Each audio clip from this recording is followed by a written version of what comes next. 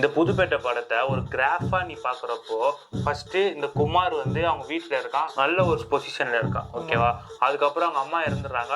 அவங்க அம்மா இறந்தோடனே அவங்களோட நிலைமை இப்படி டவுன் ஆகுது, கரெக்டா. அதுக்கப்புறமேட்டு இங்க வந்து கொஞ்ச நேரம் சர்வே ஆகிறான், இந்த கேஸ்ல எல்லாம் மாட்டுறான். அதுக்கப்புறம் அன்பு அவர்கிட்ட வந்து நல்லா பழக்கமாகறான். அதுக்கப்புறமேட்டு நிறைய அந்த மூர்த்தியோட தம்பியை சாவடிக்கிறான். சாவடிச்சோன்னே அவனோட கிராஃப் இப்படியே ஏறுது. ஏறி கொஞ்சம் டாப்ல போயிடுறான். ஓகே, டாப்ல போயிட்டு இங்கேயே கொஞ்ச நாள் சர்வே பண்ணிட்டு இருக்கான்.